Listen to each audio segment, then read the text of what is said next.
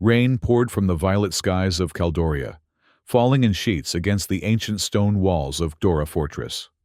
The droplets gleamed like liquid amethyst in the glow of twin moons, creating an ethereal mist that shrouded the imposing structure. Lightning split the sky momentarily, illuminating the fortress's 7 spires that pierced the stormy night like accusatory fingers. Inside the grand reception hall, Earth military transport technician Emmett Dunn shifted uncomfortably in his formal gray uniform. His broad shoulders and tall frame made him stand out among the slender Caldorian nobles who glided around the room with practiced grace. Sweat beaded at his collar, despite the hall's cool temperature. This was supposed to be a simple delivery special Earth medicines and technology for the ruling family of Cadora Province. Now he found himself at some formal reception surrounded by alien aristocracy who regarded him with thinly veiled curiosity and disdain. "The Lady Era will see you now, Earthling," announced a servant with blue-tinged skin and iridescent patterns tracing her temples. Emmett nodded, straightening his posture. He had been briefed on Caldorian customs before departure, but hadn't expected to meet the actual ruler of the province. His mission parameters had mentioned nothing about social obligations. The crowd parted, and Emmett's breath caught in his throat. Lady Era glided forward with ethereal grace, her long, silver-blue hair cascading in elaborate braids, adorned with glittering crystals.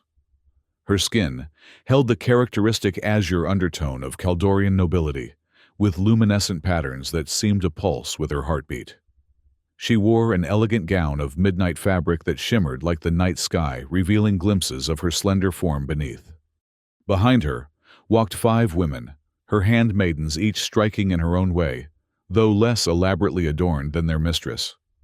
They moved in perfect synchronization, their expressions serene and watchful. "EMTT Emmett Dunn."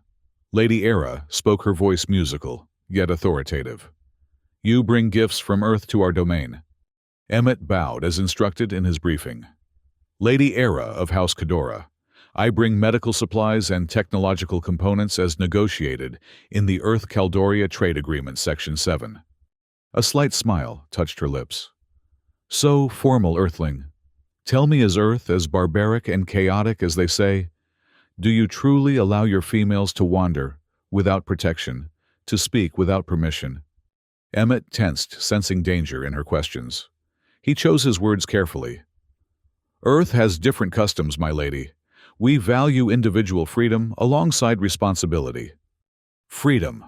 She repeated the word, as if tasting something exotic and possibly distasteful. "An interesting concept. Here in Caldoria, we value order, tradition, and protection." She gestured to her handmaidens. "My faithful companions are protected by my house as our ancestors decreed. They serve, and in return, they receive all they could ever need." The tallest handmaiden, whose muscular frame suggested combat training, caught Emmett's eye briefly. There was something in her gaze, resignation, defiance. It vanished before he could be certain. "Mira, Lady Era," called to a gentler-looking handmaiden with wide eyes, "offer our guest refreshment." The handmaiden named Mira stepped forward with a crystal goblet containing a swirling purple liquid. Emmett accepted it with a polite nod, taking a cautious sip. The liquid tasted of berries and spice, warming his throat pleasantly. "Your health, Lady Era," he said, raising the goblet slightly. A tall Caldorian male stepped forward from the crowd, his features sharp and his posture rigid. Unlike the others, he wore a military-style uniform with insignia Emmett didn't recognize. "You do not address the lady directly without permission, Earthling." He spat, blue eyes flashing with contempt. Emmett frowned. "I was not informed of this protocol." "Ignorance does not excuse disrespect," the man continued, hand moving to rest on an ornate sword at his belt. "I am Dirac, champion of House Cadora and protector of Lady Era. You will apologize for your transgression." The reception hall fell silent. Emmett noticed Lady Era watching with keen interest, a slight smile playing at her lips. This felt like a setup, a deliberate provocation. "I meant no disrespect," Emmett replied evenly. I apologize if my actions violated your customs. Durak's expression darkened. A half-hearted apology from a barbarian. Perhaps we should educate you in Caldorian manners. He drew his sword partially from its scabbard. Unless Earth warriors have forgotten how to defend their honor. Emmett maintained his composure. Fighting an alien dignitary would certainly violate his mission parameters and possibly the trade agreement itself. I'm a transport technician, not a warrior. I'm here on peaceful business. Lady Era laughed softly. Come now, Earthling. All your kind are warriors at heart, are you not? The stories we hear of Earth's endless conflicts suggest as much. Emmett realized he was being maneuvered into something, but couldn't see a diplomatic way out. My lady, I have delivered the agreed-upon supplies. If there's nothing else required, I should return to my ship. Running away, Durak taunted now, fully drawing his blade. The weapon gleamed with an unnatural blue light, suggesting technology beyond a simple sword. Perhaps Earthmen lack courage, as well as manners. One of the handmaidens, a petite woman with intelligent eyes and a practical demeanor, stepped slightly forward. My lady, the weather threatens to worsen. Perhaps our guest should indeed return to his vessel before the storm intensifies. Emmett shot her a grateful look. She seemed to be offering him an escape route. Silence. Lena, Lady Era, commanded without looking at her handmaiden. The night is young and our entertainment has barely begun. She turned to Emmett, her eyes glittering dangerously. My champion has challenged you, Earthling. In Caldoria, such challenges cannot be ignored without grave dishonor to yourself and to the authority you represent. The trap snapped shut. Emmett thought quickly. A formal challenge might have diplomatic repercussions, whether he accepted or declined. His military training had included combat, though his specialization was in transport and logistics. He had no idea how Caldorian fighting styles compared to Earth techniques. If I must defend my honor and that of Earth, then I accept. Emmett finally said, his voice steady, despite his internal uncertainty. However, I have no weapon. Lady Era's smile widened. Dora. She commanded one of her handmaidens, a woman with a thoughtful expression and calculating eyes. Bring our guest a suitable blade. The handmaiden named Dora returned moments later, with a sword, similar to Durak's, though less ornate. She presented it to Emmett with a formal bow, her eyes meeting his briefly. Was that a warning he saw there? The inner courtyard will provide suitable space. Lady Era announced, already gliding toward a set of massive doors that opened onto a stone-paved area. The assembled nobles followed eagerly, whispering among themselves. Rain continued to fall as Emmett and Durak took positions in the courtyard. The droplets made the stones slick, and Emmett adjusted his stance accordingly. Lightning flashed overhead briefly, turning the world electric blue. The duel ends at first blood or surrender, Lady Era announced from beneath a covered portico. Her handmaidens flanked her, their expressions now openly concerned. Begin. Durak lunged immediately, his blade, making a high-pitched whine as it cut through the rain-soaked air. Emmett sidestepped, testing the weight and balance of his borrowed weapon. The sword was lighter than it appeared, with perfect balance. Despite its alien design, it felt natural in his hand.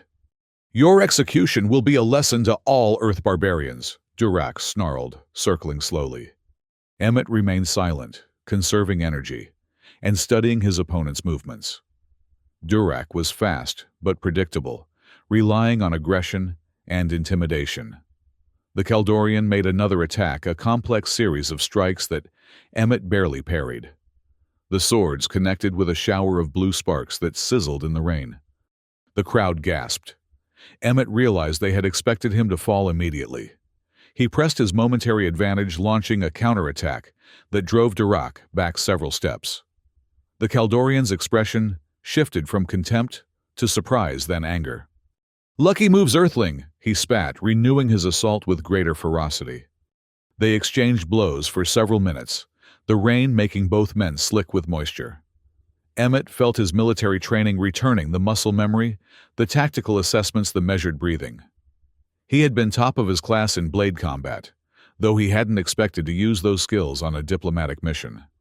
Durak's attacks grew more desperate, more reckless. Emmett recognized the pattern his opponent was tiring, becoming sloppy. After parrying a particularly wild swing, Emmett saw his opening. With a precise, powerful stroke, he brought his blade down against Durak's. The sound was deafening, a crack, like thunder, that echoed off the stone walls. Blue sparks exploded outward in a dazzling display. When Emmett's vision cleared, he stood frozen in shock. Durak's sword had broken in half, but that wasn't what silenced the courtyard. The Kaldorian champion himself stood perfectly still for one heartbeat, then toppled sideways, split cleanly from shoulder to hip, falling in two separate pieces onto the wet stones. Blue blood spread across the courtyard, mixing with the purple rainwater. Emmett stared in horror at the scene, at his blade at his own hands. He hadn't meant to, hadn't known the sword could. The crowd's shocked silence erupted into chaos. Some nobles fled screaming, others stood paralyzed with disbelief. Emmett dropped the sword as if it had burned him. "Seize him!" someone shouted, and guards materialized from the periphery, weapons drawn. "Stop!" Lady Era's voice cut through the tumult with surprising authority. She stepped into the rain, her elaborate gown immediately soaking through her face, a mask of astonishment. "No one touches him!" The guards hesitated, confused by the contradictory orders. Lady Era approached Emmett slowly, her eyes never leaving his face. Behind her, the handmaidens followed, their expressions ranging from fear to disbelief to, most surprisingly, awe. "Do you know what you have done, Earthling?" Lady Era asked, her voice barely audible above the rain. Emmett found his voice at last. "I didn't mean to kill him. The sword, I don't understand what happened." "You have defeated my champion in lawful combat," she continued, as if he hadn't spoken. "You have demonstrated power beyond what we believed possible from an Earth human." She looked at Durak's remains, then back at Emmett. "The ancient laws are clear." "What laws?" Emmett asked, dread building in his chest. Lady Era straightened, addressing the remaining crowd with formal precision. "By the Code of Morai, Section 4, Verse 18, he who defeats a house champion becomes guardian to all under that champion's protection. EMTT Emmett Dunn of Earth. You are now bound by Kaldorian law as protector and master of myself and my handmaidens." Emmett's blood ran cold. "What? No, that's not possible. I don't accept that." "The law does not require your acceptance," Lady Era replied. "Only your victory, which has been witnessed by all present." She sank into a formal kneel, her handmaidens following suit around her. "We are yours, by right of combat, to protect and command as you see fit." "This is insane!" Emmett protested, looking around desperately for any ally or voice of reason. "I'm an Earth citizen. Your laws don't apply to me. I refuse this ownership." A new voice spoke from the edge of the courtyard. "The Kaldorian Earth Treaty Section 12, Paragraph 4, explicitly states that visitors must abide by local customs and laws when engaging in formal challenges." An older Kaldorian stepped forward, wearing official-looking robes. "I am Judicial Officer Tamar. The law is clear, Earthling. You have assumed responsibility for these women." "And if I just leave?" Emmett challenged. "Then they become statusless," the judicial officer replied coldly. "Without protection, they lose all rights under Kaldorian law. They would be available to any who wish to claim them, and many would after witnessing such power." Emmett looked at the 6 women kneeling in the rain. Their faces were lowered, but he could see tension in their shoulders, fear in their postures. He thought of the handmaiden Lena, who had tried to help him leave before the challenge. Of Dora, who had given him the sword with that warning look. He was trapped. If he abandoned them, he condemned them to a fate that turned his stomach. If he stayed, he became party to a system of ownership he found abhorrent. "I need to contact my superiors," he said finally. "This situation is beyond my authority to resolve." "Of course," Lady Era agreed, rising gracefully from her kneel. "But first you must be properly installed in your new position. There are rituals to perform, formalities to observe. I'm not performing any rituals, Emmett stated firmly. I need to return to my ship and report this incident. As you wish, Lady Era acquiesced with surprising ease. But we will accompany you. Where our protector goes, we must follow, especially in the early Bond days. Emmett saw no immediate way out of the situation. Fine. We'll go to my ship and I'll contact Earth Command for instructions. As they proceeded toward the fortress gates where Emmett's ground transport waited, the handmaiden called Lena moved closer to him. She planned this, she whispered, barely audible. Be careful what you say on your communication systems. Khadora Fortress has technology that can intercept and block signals. Before Emmett could respond, she fell back into formation with the others. The ground transport, a sturdy rover designed for Caldoria's rugged terrain, awaited just beyond the gates. The storm had intensified rain, lashing in near-horizontal sheets, driven by howling winds. Your vessel is docked at the spaceport, Lady Era asked, as they settled into the transport. Yes, Emmett confirmed, taking the driver's position. Artemis-class transport landing pad 7. The journey to the spaceport took 30 minutes through deteriorating weather conditions. Emmett used the time to process what had happened and consider his options. The handmaidens sat in uneasy silence while Lady Era maintained her regal composure despite her soaked garments. The spaceport appeared through the rain, a collection of modern structures at odds with the ancient architecture of Khadora Fortress. Emmett guided the transport to his designated landing pad, where the Artemis waited, its sleek form illuminated by exterior lights that fought against the storm's darkness. Wait here, he instructed, as he parked the transport beneath a covered area. I need to check the ship and activate communication systems. Lena will accompany you, Lady Era stated. She has technical knowledge that may prove useful. Emmett wanted to refuse, but recognized an opportunity to speak privately with the woman who had tried to warn him. Fine, just Lena. As they approached the Artemis, Lena spoke quickly and quietly. The prefect will attempt to prevent your departure. Durak was his nephew. The prefect, Emmett asked, confused. Prefect Norland, regional governor above Lady Era. He sought a marriage alliance with her house through Durak. Now that plan is ruined and he will blame you. She glanced nervously back at the transport. He controls the spaceport security forces. We must leave quickly. Emmett entered his access code, and the Artemis's entry ramp descended. Once inside with the door sealed, he turned to Lena. Explain everything, now. Lena's professional demeanor softened slightly. Lady Era has been resisting Prefect Norland's advances for years.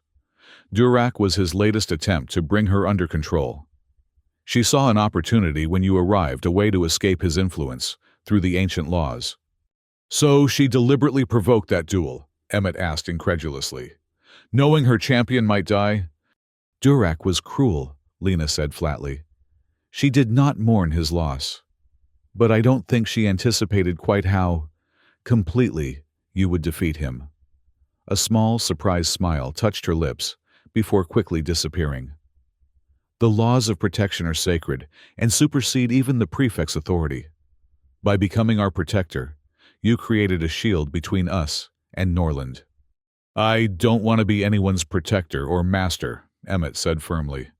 This whole system is wrong. Perhaps, Lena acknowledged. But it is the system within which we must currently operate. And Lady Era saw you, an outsider, an earthling, as our best hope for eventual freedom. Emmett moved to the ship's communication console and attempted to establish a connection with Earth Command. Static filled the speakers. Atmospheric interference, he wondered aloud. Lena's expression darkened. More likely Norland's doing. He controls the communication arrays. She moved to a viewport and peered outside. We should hurry.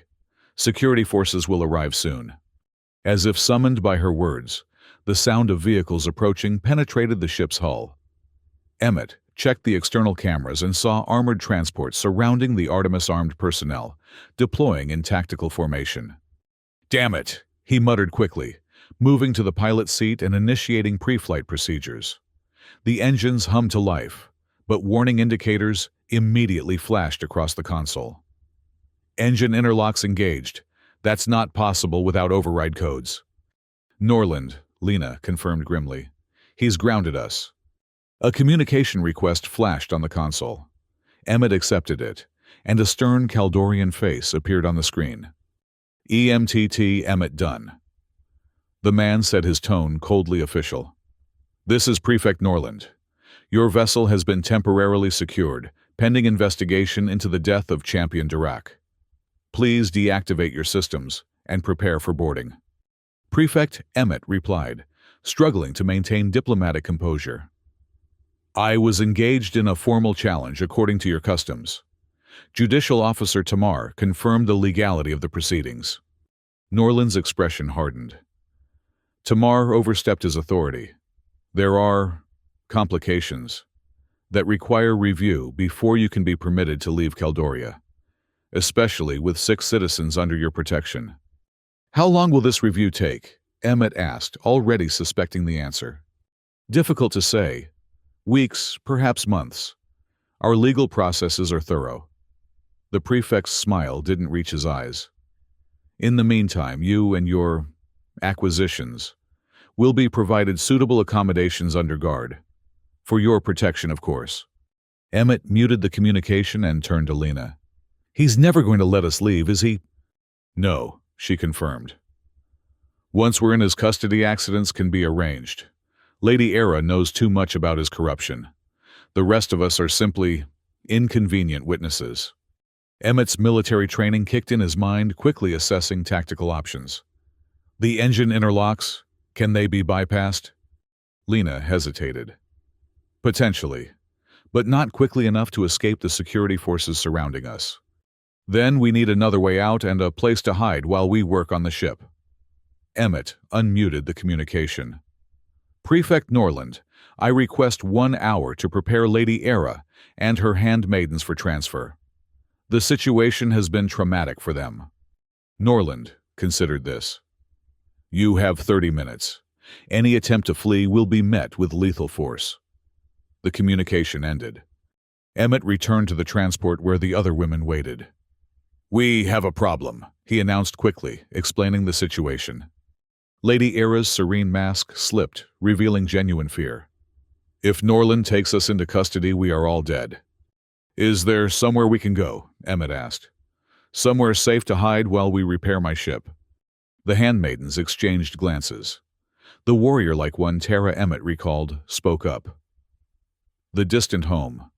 It's an inn at the edge of the settlement run by an off-worlder. Norland's influence is weaker there. He still has eyes everywhere, cautioned Dora, the thoughtful one.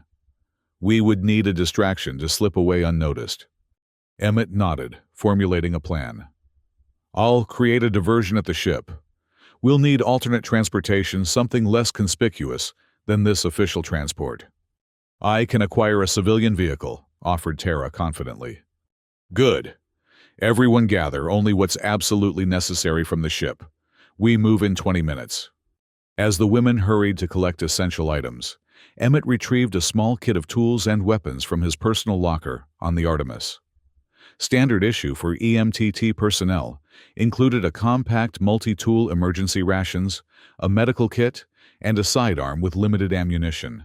Not much, but better than nothing. Tara returned with a battered civilian transport, large enough for all of them, but weathered enough to blend in with regular traffic. Emmett quickly outlined his diversion plan, which involved a controlled overload of the Artemis's auxiliary power systems. The resulting electromagnetic pulse would temporarily disable the security forces' equipment and provide cover for their escape. It won't keep them confused for long, he warned. And it means sacrificing any equipment left on the ship. Once I trigger this, the Artemis won't be leaving Caldoria anytime soon. You would sacrifice your vessel for us? Lady Era asked, genuine surprise in her voice. I'm not leaving anyone to Norland's mercy, Emmett replied firmly. And I'm certainly not accepting the role your laws tried to force on me. But I'll help you escape this situation, all of you. Something shifted in Lady Era's expression. Respect, perhaps, or the first genuine warmth he'd seen from her. Then we are in your hands, Emmett Dunn. The diversion worked perfectly. The EMP caused a cascade of system failures across the spaceport, plunging sections into darkness and disabling security measures. In the confusion, their unmarked transport slipped away through a service exit, joining the sparse, late-night traffic, heading toward the outskirts of the settlement. The distant home lived up to its name, a sturdy stone building set apart from other structures, its windows emitting warm, golden light that contrasted with the cold blue illumination prevalent in Caldorian architecture. A weathered sign depicted stars and planets, suggesting its clientele were primarily off-worlders. The proprietor is named Harding, Tara explained as they approached. Former Earth military. He keeps to himself and asks few questions. The interior was surprisingly Earth-like in its decor, wooden tables, a long bar, and actual fire burning in a stone hearth. Few patrons occupied the space at this late hour, and those present barely glanced at the newcomers. A burly human male with a scar across his left cheek approached, his expression neutral but assessing. Quite the distinguished group. He commented, eyes lingering on Lady Era's noble attire before shifting to Emmett's uniform. EMTT, huh? Long way from your usual routes. We need rooms, Emmett replied directly. And discretion. Harding's gaze sharpened. Discretion costs extra. We can pay, Lady Era interjected, removing an ornate bracelet and placing it on the bar. The jewelry contained stones that glowed with inner light. Harding examined the bracelet and nodded. Sufficient for a week's stay and meals. Plus, my forgetting I ever saw you. He reached beneath the bar and produced several old-fashioned metal keys. Rooms at the back connected by an internal hallway. Private entrance from the rear courtyard. As Harding led them to their accommodations, he spoke quietly to Emmett. Whatever trouble you're in, it'll find you eventually. Caldoria isn't a place that forgets or forgives easily. We just need a few days, Emmett assured him. Time to arrange alternative transport. Your funeral, Harding muttered, though without malice. Kitchen's open all hours for guests. There's a workshop in the basement if you need it. Just don't blow anything up bad for business. The rooms were simple but clean, with actual beds, instead of the sleep platforms Caldorians preferred. A small, common area connected the suite of rooms, providing space for them to gather and plan. Once Harding left, Emmett turned to the group. We need information. How extensive is Norland's influence? What resources does he have? And, most importantly, how do we get off planet? Norland controls the main spaceport and all official channels of communication, Dora explained, taking on the role of information specialist. However, there are independent traders who use smaller landing facilities outside his direct control. Can we trust these traders? Emmett asked skeptically. For the right price, Tara confirmed. The challenge will be reaching them without being detected. Norland will have facial recognition systems scanning for all of us now. What about your ship? Asked Mira, the gentle handmaiden, who had offered Emmett refreshment back at the fortress. Can it be repaired? Lena shook her head. The Artemis is likely under heavy guard now. Even if we could reach it, the damage from the EMP would require parts we don't have. Actually, Emmett interjected, the primary systems are shielded. The EMP mostly affected external components and security systems. With the right tools and parts, we could get it operational again. Hope flickered across their faces, quickly tempered by pragmatism. Norland would detect an unauthorized launch immediately, Lady Era pointed out. His orbital security grid would intercept us before we cleared the atmosphere. Emmett paced the small common area, thinking. Then we need to disable the security grid, or at least create a blind spot long enough for us to break orbit and reach jump distance. The handmaiden who had spoken least, Ellen, the quiet one with watchful eyes, finally contributed. The heart of Cadora. It could create sufficient interference. The other women stared at her in shock. That's forbidden knowledge, Lady Era whispered, looking at her handmaiden with new eyes. How do you know of such things? Ellen met her mistress's gaze steadily. My grandmother was keeper of the old ways before the technological reforms. She taught me in secret. What's the heart of Cadora? Emmett asked, sensing they had stumbled onto something significant. Lady Era hesitated, then spoke carefully. An artifact from before Caldoria embraced space technology. A relic of our biological science from when our people were more connected to the planet itself. Legend says it can create powerful electromagnetic fields that interface with living systems. And this could disrupt Norland's security grid. Potentially, Ellen confirmed. But accessing it would be difficult. It's kept in a secure vault beneath Cadora Fortress, now under Norland's control, since you claimed us through combat. Emmett processed this information. So we need to infiltrate the fortress, retrieve this artifact, return to my ship, repair it, and use the artifact to cover our escape. He gave a humorless laugh. Simple. Not simple, Tara corrected, but possible. I know the fortress security systems intimately. Part of my duties was to maintain them. And I can interface with the Artemis's systems to prepare it for a quick departure, Lena added. Even without proper parts, I can improvise solutions. I know where the heart is kept, Ellen said quietly. I can guide you to it. Lady Era watched this exchange with growing amazement. You all possess knowledge and skills I was unaware of. You never asked, my lady, Dora replied with gentle reproof. We have always been more than mere handmaidens. A new respect seemed to dawn in Lady Era's eyes as she regarded the women who had served her for years. Then, perhaps it is time I served our collective freedom instead of my position. She turned to Emmett. What would you have us do, Emmett?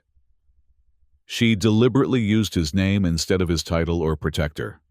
The next 3 days were devoted to careful planning and preparation. Tara and Dora ventured into the settlement in disguise, gathering intelligence on Norland's search efforts and security deployments. Lena worked with Emmett in Harding's workshop, fabricating replacement components for the Artemis's damaged systems. Mira and Ellen inventoried supplies and prepared equipment they would need for the infiltration. Lady Era underwent the most dramatic transformation. She abandoned her elaborate garments and hairstyles, adopting the simpler attire of an ordinary Caldorian. She joined planning sessions, offering insights into fortress protocols and Norland's habits that proved invaluable. On the evening of the third day, an unexpected ritual took place. Harding maintained a traditional Earth-style sauna in the basement of the inn, a rare luxury on Caldoria. Lady Era proposed they use it to perform a modified version of a Caldorian bonding ceremony. The laws that bound us to you were not of your choosing, she explained to Emmett.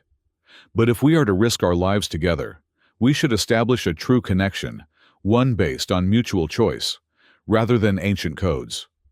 The steam room was simple but spacious, lined with aromatic wood.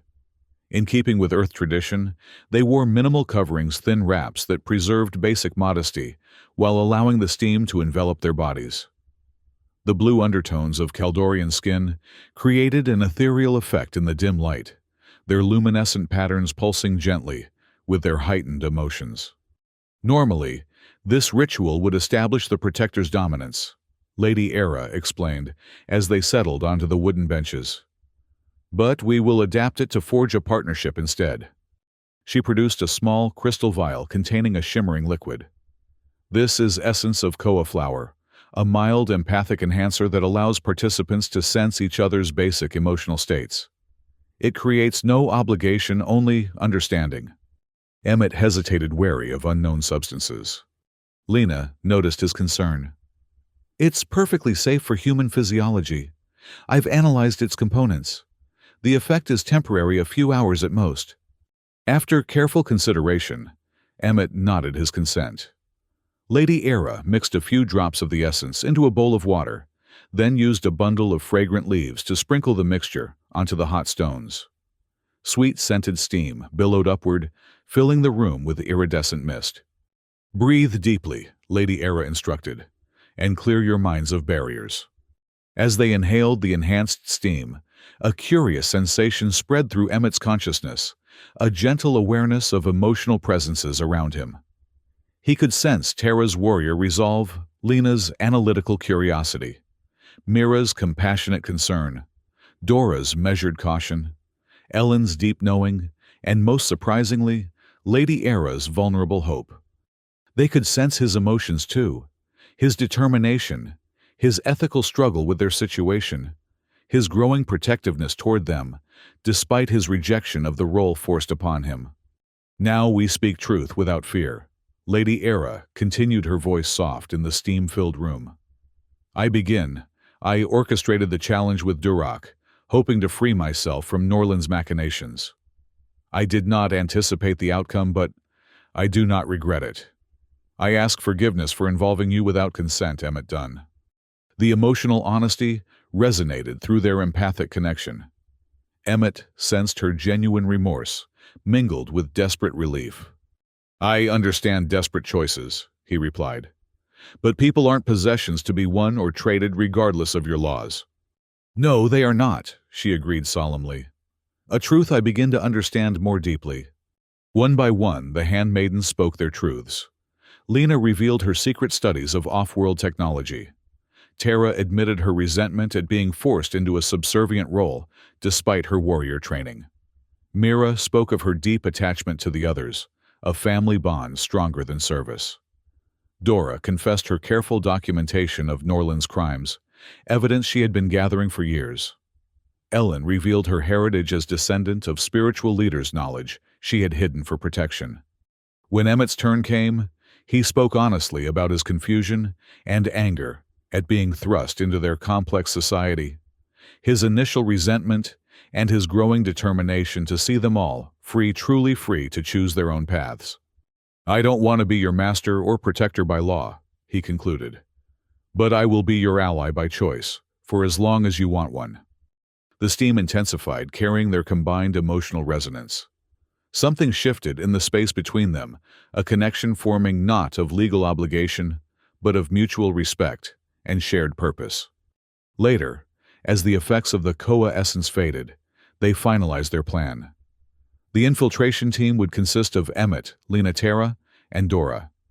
They would enter Kedora Fortress through an ancient maintenance tunnel Ellen had revealed to them. Their objectives: retrieve the heart of Kedora from its vault, gather the evidence Dora had hidden, documenting Norland's crimes, and return to the distant home without detection. Meanwhile, Mira, Ellen, and Lady Era would prepare the repaired components for rapid installation in the Artemis, working with Harding to arrange a distraction at the spaceport. The tunnel entrance was hidden within an unremarkable rock formation, half a kilometer from the fortress. Tara led the way, her combat training evident in her alert posture and precise movements. Lena followed with a modified scanner cobbled together from salvaged parts. Dora carried a small recording device to collect her hidden evidence. Emmett brought up the rear, armed with his service sidearm and several improvised devices Lena had created from Harding's workshop materials. The passage was ancient, predating the fortress itself, according to Ellen's information. Phosphorescent fungi provided minimal illumination, casting eerie blue-green light on the stone walls. The air grew cooler as they descended, carrying scents of mineral deposits and water. We're directly beneath the western section of the fortress now, Tara whispered, after they had walked for nearly an hour. The access point to the lower levels should be ahead. Lena consulted her scanner. I'm detecting power signatures approximately 50 meters ahead, likely a security checkpoint. Expected, Dora murmured. The lower vaults are monitored, though few know of their existence. They approached cautiously. The tunnel widened into a small chamber containing a modern security door, a stark contrast to the ancient stonework surrounding it. A control panel glowed with blue light beside the entrance. Lena examined the panel without touching it. Standard Caldorian encryption. I can bypass it, but it will trigger a soft alert in the system. We'll have perhaps 5 minutes before security investigates. Do it, Emmett decided.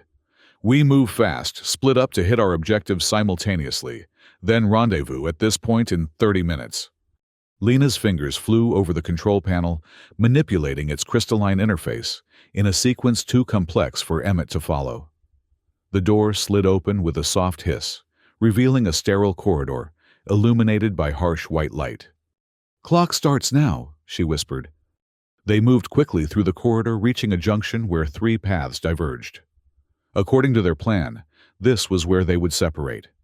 "The evidence cache is in my quarter's eastern tower," Dora said, pointing down the right passage. "I'll retrieve it and meet you back here." "The heart is in the central vault 2 levels down," Tara confirmed, indicating the middle passage.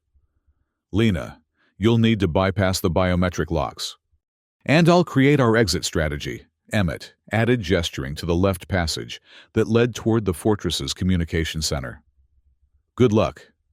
They parted ways, each focused on their critical task. Emmett moved swiftly through the corridors, encountering no personnel. It was the middle of the night shift, and staffing was minimal.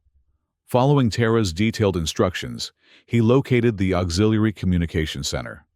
Unlike the main control room, this smaller facility operated with automated systems and required no constant supervision.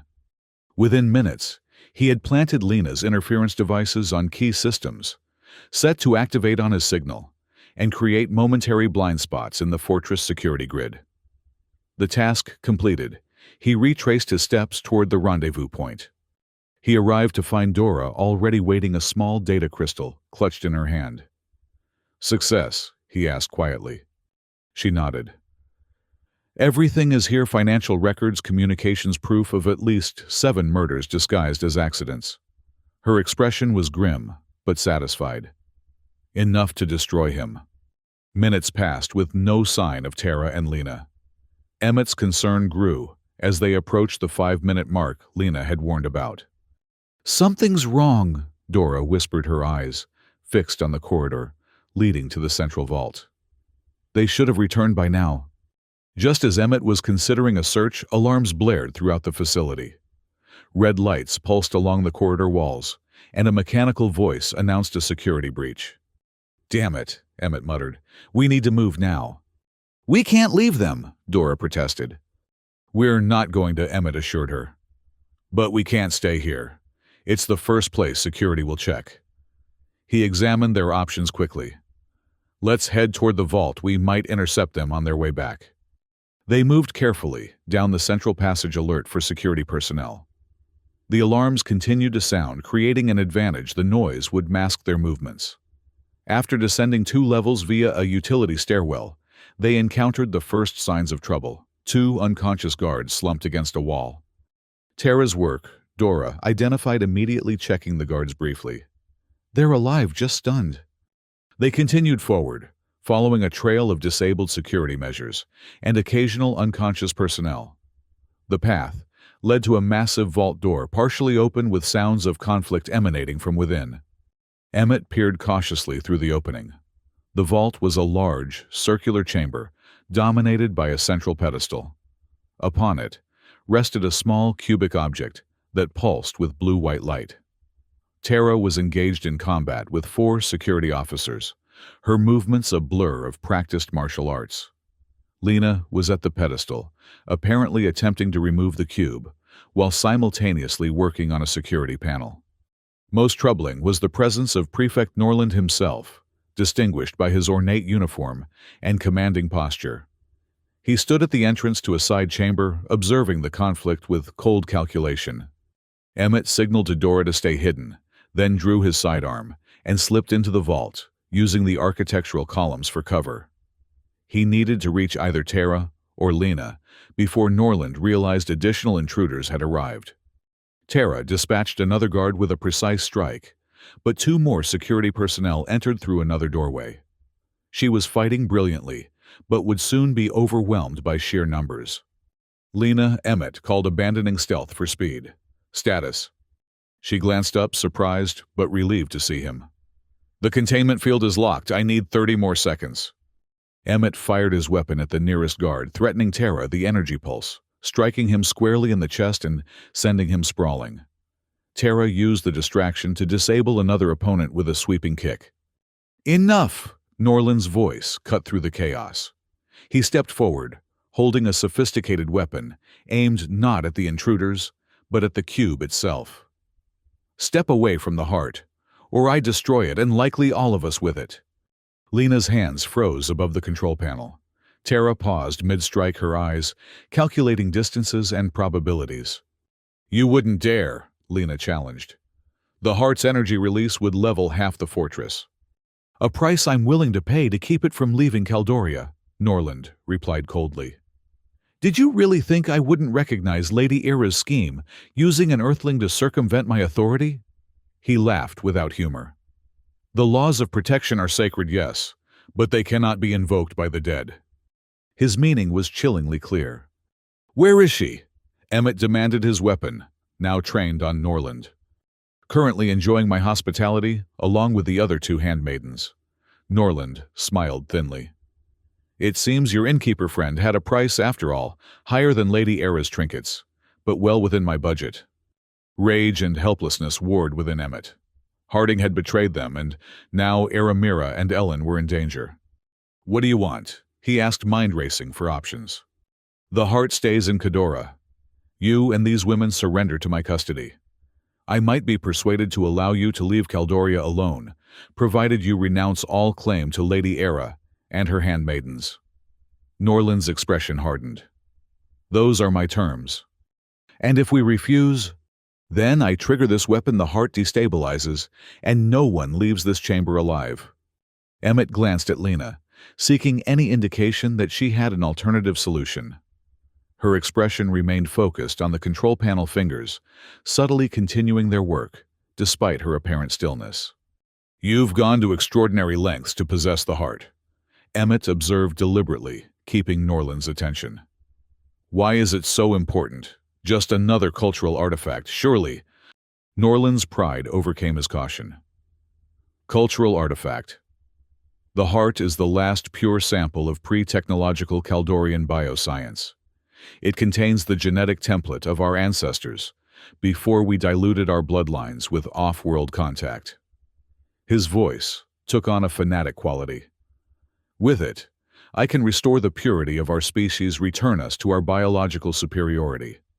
"Genetic purity," Emmett echoed with disgust. "That's what this is about, some delusional master race fantasy." "You could not possibly understand," Norland sneered. "Your species is so fundamentally limited, so biologically primitive."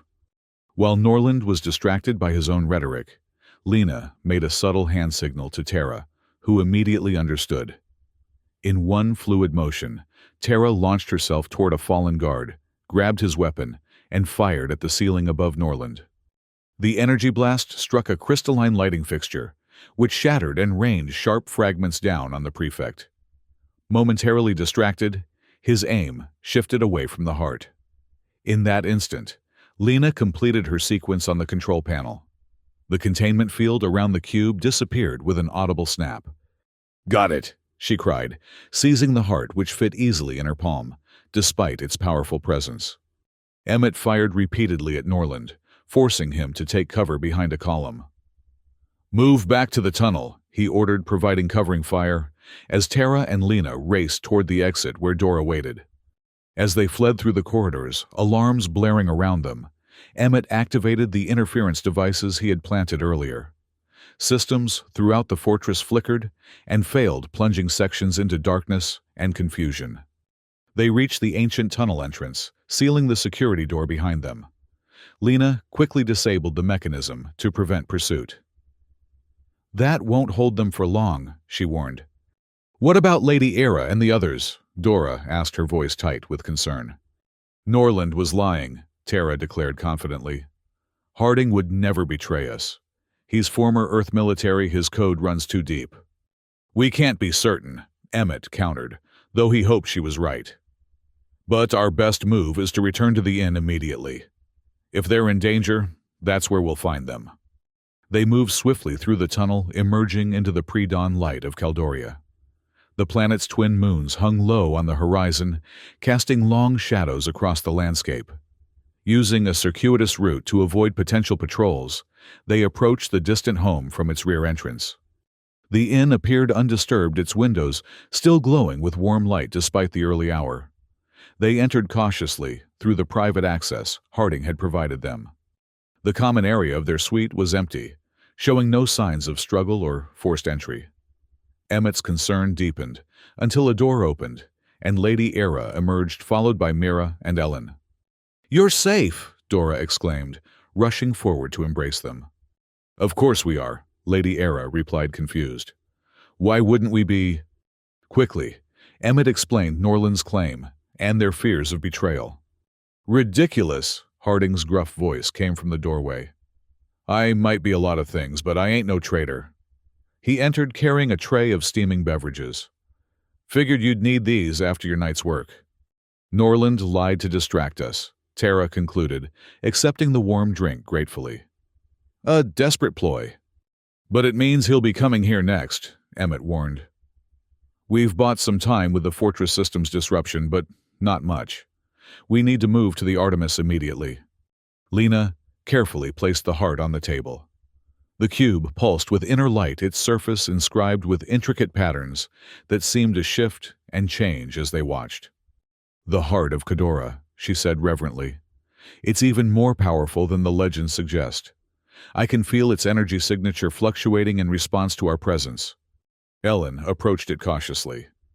"It recognizes Kaldorian biology," she explained. "The patterns are adapting to our specific genetic markers." "Will it work?" Emmett asked.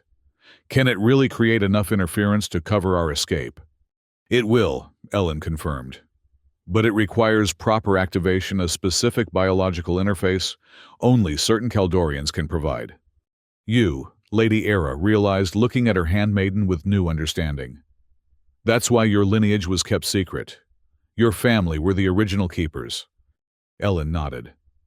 "The knowledge was passed down through generations of my maternal line. I can activate the heart, but—" she hesitated.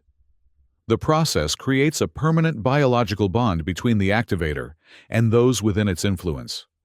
"What kind of bond?" Emmett asked warily. "A psychic connection," Ellen explained. "Limited but persistent. Empathic awareness similar to what we experienced during the steam ritual, but permanent." Silence fell as they contemplated this revelation. Such a connection would bind them together regardless of physical distance, a lifetime link that would transcend normal boundaries. "If anyone wishes to depart separately, they should do so now," Ellen continued softly. "Once the heart is activated with us present, the bond cannot be severed." Emmett looked at each woman in turn, then at Harding. "I'll arrange alternative transport for anyone who wants to leave independently," he offered. "This shouldn't be a forced choice." "Another imposed bond?" Mira questioned gently. "Haven't we had enough of those—" "No," Lena corrected. "This is different. The heart creates connection, not subjugation. We would be equals in the bond, sensing, supporting, but never controlling." "Like a family," Tara added, surprising them with her sentimentality. "The choice must be individual," Lady Era declared. As Era, not as your lady, I choose to accept the bond and whatever future it brings." Her formal speech patterns dropped away, revealing a more natural cadence. "I'm tired of isolation disguised as nobility." One by one, the handmaidens voiced their consent. Lena with practical certainty, Tara with warrior's resolve, Mira with compassionate warmth, Dora with thoughtful consideration, and Ellen with knowing acceptance. All eyes turned to Emmett. The decision before him was monumental, a permanent connection to 6 Kaldorian women he had known for less than a week, created through alien technology he barely understood. Yet in that moment he realized something profound. The connection had already begun forming through shared danger, through their modified steam ritual, through the gradual dismantling of barriers between them. The heart would merely formalize what was already taking root. "I choose this bond," he said finally. "Not because of any law or obligation, but because I choose you, all of you, as my family." Relief and joy radiated from the women, visible even without empathic enhancement. Harding cleared his throat, gruffly, clearly affected, despite his attempt at detachment. "Touching moment, folks, but Norland's forces will be here within the hour," he reminded them. "I've prepped your components for installation in the Artemis. My ground car is fueled and waiting." They quickly gathered their essential belongings. Harding provided additional supplies and a secure container for the heart. Before departing, Emmett offered him payment from his emergency funds. The older man waved it away. "Consider it my contribution to Norland's bad day." His expression darkened. "That man's had this coming for years. Just make sure that evidence gets to the proper authorities off-world." The journey to the spaceport proceeded without incident, suggesting their head start remained intact. Accessing the Artemis proved more challenging, as expected guards patrolled the perimeter of Landing Pad 7. The maintenance access, Lena suggested, indicating a service tunnel that ran beneath the landing pads. It connects to the Artemis's lower hatch. Security often overlooks it. Tara led the way, dispatching the single guard they encountered with silent efficiency. The maintenance tunnel was cramped, but serviceable, leading them directly to the Artemis's underside access hatch. Once aboard, they moved with practiced coordination, the result of their careful planning and growing connection. Lena and Emmett worked on installing the repaired components, while Tara secured the ship's entry points. Dora monitored external security channels, tracking Norland's forces. Mira prepared the ship's life support and medical systems for launch. Lady Era, now simply Era to them all, assisted where needed, her aristocratic hesitation replaced by practical determination. Ellen prepared the heart for activation, placing the cube in the ship's central compartment and arranging the 7 of them in a circle around it. "The process requires physical contact and synchronized biorhythms," she explained. "Similar to our steam ritual, but deeper." They joined hands, forming a complete circuit around the pulsing cube. Ellen began a soft chant in ancient Caldorian words that seemed to resonate with the heart's fluctuating patterns. The cube's glow intensified, bathing them in blue-white light that penetrated skin and bone. Emmett felt the connection, forming tendrils of awareness, extending from his consciousness to each woman. He sensed Lena's brilliant mind, Tara's fierce protection, Mira's boundless compassion, Dora's steadfast wisdom, Ellen's deep spirituality, and Era's newfound freedom. They in turn felt his determination, loyalty, and the growing affection he could no longer deny. The heart pulsed once, twice, then emitted a wave of energy that passed through them and expanded outward, interfering with every electronic system in its path. Alarms blared distantly as spaceport security measures failed. "Now," Emmett called, breaking the circle and rushing to the pilot's seat. "We have minutes at most."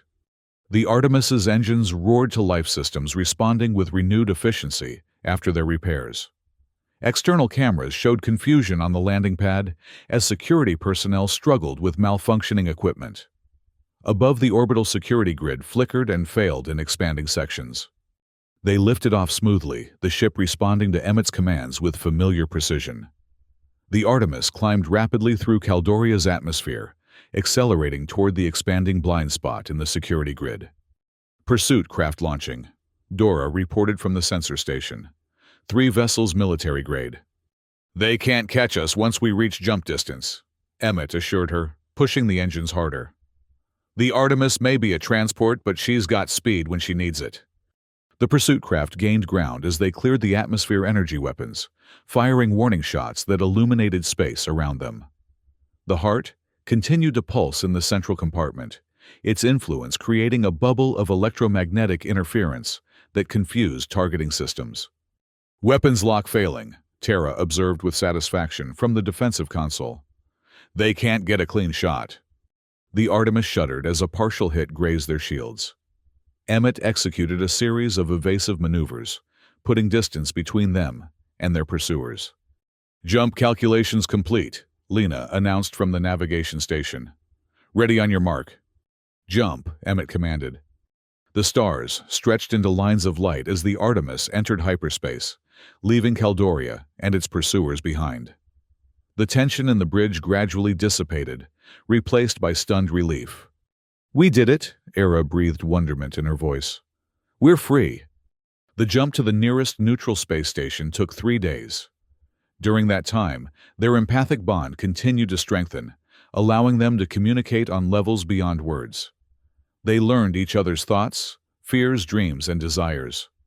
The arbitrary designations of protector and protected dissolved, completely replaced by mutual respect and deepening affection. With Dora's evidence, they contacted Earth Command and the Galactic Council, presenting proof of Norland's crimes and the corruption within the Kaldorian provincial government.